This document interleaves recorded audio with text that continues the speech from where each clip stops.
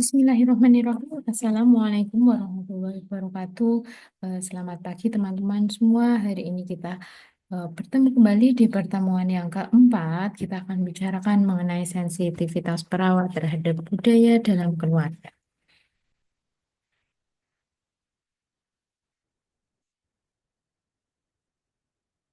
Nah, apa yang akan kita bicarakan pada pertemuan kita pada pagi hari ini, yaitu mengenai definisi sensitivitas budaya, kompetensi kultural yang harus dimiliki perawat, juga model keperawatan peka budaya. Mengapa sih seorang perawat harus memiliki sensitivitas budaya? Karena nanti di masyarakat perawat akan bertemu dengan berbagai macam keluarga dengan latar belakang yang berbeda, baik itu latar belakang nilai, latar belakang budaya, juga kebiasaannya. Oleh karena itu, seorang perawat harus memiliki sensitivitas budaya. Lantas, definisi sensitivitas budaya itu apa? Yaitu adalah kepekaan seorang perawat, di mana seorang perawat ini bisa menerima berbagai macam budaya, nilai perbedaan, persepsi yang dimiliki oleh keluarga, meskipun nilai budaya itu terkadang berbeda dengan apa yang diyakini oleh perawat. Sensitivitas budaya juga merupakan skill atau kompetensi yang dimiliki oleh seorang perawat. Kemudian bagaimana kita menilai apakah kita sudah berkompeten atau belum terhadap sensitivitas budaya? Kita setidaknya bisa melihat dari tiga hal. Yang pertama, kemampuan perawat untuk menghargai perbedaan pendapat. Boleh jadi keluarga memiliki berbagai macam kebiasaan sesuai dengan budayanya. Kemudian yang kedua adalah tidak menghakimi pandangan keluarga yang kemungkinan juga eh, belum tentu benar. Misalnya seorang keluarga dia akan lebih senang membawa keluarga anggota yang sakit itu ke orang pintar, sedangkan perawat dengan keilmuannya lebih mengutamakan pengobatan secara medis. Nah, oleh karena itu, yang ketiga, seorang perawat harus bisa menyikapi perbedaan itu secara bijak. Kita bisa menghargai budaya dari keluarga tersebut dengan tetap melakukan intervensi sesuai dengan apa yang sudah kita pelajari. Nah, ada berbagai macam kompetensi yang dimiliki perawat untuk dikatakan memiliki kompetensi kultural. Yang pertama adalah cultural self-assessment, di mana seorang perawat akan melakukan pengkajian kepada dirinya sendiri sebelum dia akan bertemu dengan keluarga pasien. Yang kedua adalah mampu melakukan cultural assessment of client, di mana nanti perawat akan mendengarkan, akan mengeksplorasi, mengkaji keluarga dengan berbagai macam budaya. Dan yang ketiga adalah mampu melakukan mutual goal, di mana perawat dan keluarga akan bersepakat eh, terhadap asuhan keperawatan yang akan dilakukan. Dan yang keempat adalah mengimplementasikan tindakan keperawatan dengan mempertimbangkan berkolaborasi dengan budaya. Artinya bahwa intervensi yang dilakukan oleh perawat eh, sesuai dengan budaya sehingga keluarga bisa untuk melaksanakannya. Nah, ini adalah contoh pertanyaan untuk melakukan cultural self-assessment pada diri kita sendiri. Kemudian, cultural assessment of client. Ini juga bagaimana cara kita melakukan pengkajian kepada keluarga dengan berbagai macam budaya. Kemudian yang ketiga adalah menentukan tujuan bersama atau mutual goal, yaitu perawat dan keluarga berdiskusi sehingga nanti mendapatkan intervensi keperawatan yang sesuai dengan budayanya. Nah, kemudian kita akan membicarakan yaitu mengenai model keperawatan budaya dalam keluarga atau dinamakan transcultural nursing yang disampaikan oleh Leininger. Transcultural nursing adalah sebuah ilmu atau cara dengan seorang perawat memandang bahwa setiap keluarga ini memiliki ciri karakter nilai budaya yang berbeda-beda.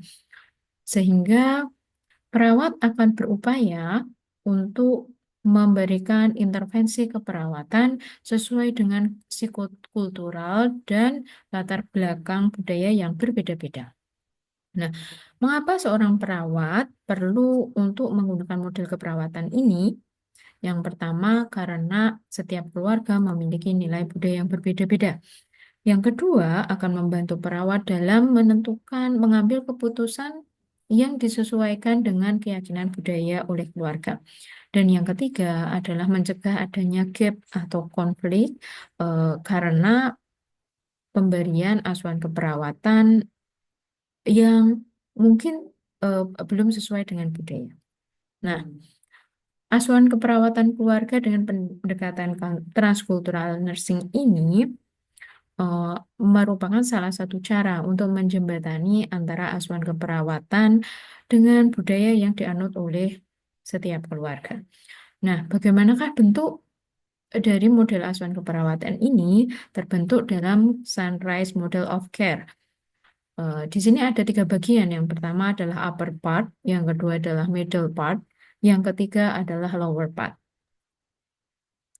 Di bagian upper part berisi tentang worldview atau pandangan eh, umum struktur sosial yang dimiliki oleh sebuah budaya. Kemudian yang kedua adalah middle part yang berisi tentang sistem perawatan, faktor-faktor dari sistem perawatan yang mempengaruhi kesehatan. Kemudian yang ketiga adalah lower part yang berisi tentang intervensi yang akan dilakukan oleh perawat. Di middle part ini ada tiga intervensi yang bisa dilakukan perawat. Yang pertama adalah preservation maintenance atau budaya yang dilanjutkan. Yang kedua accommodation negotiation atau budaya yang dinegosiasi dan repatriating restructuring atau budaya yang diganti. Nah, di bagian upper part kita akan menemui adanya pengkajian yang terdiri atas 7 pengkajian. Yang pertama adalah faktor teknologi, yaitu bagaimana keluarga tersebut melakukan perawatan.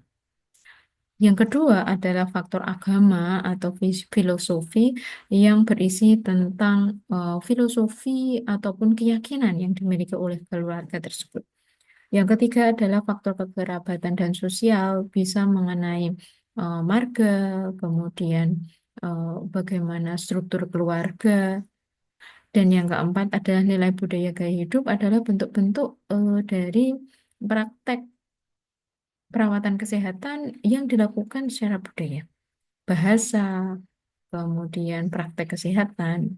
Dan yang kelima adalah faktor politis dan legal, yaitu peraturan-peraturan yang dianut oleh suatu budaya. Dan yang keempat adalah faktor ekonomi, tingkat ekonomi dari keluarga, dan faktor pendidikan, tingkat pendidikan dari keluarga.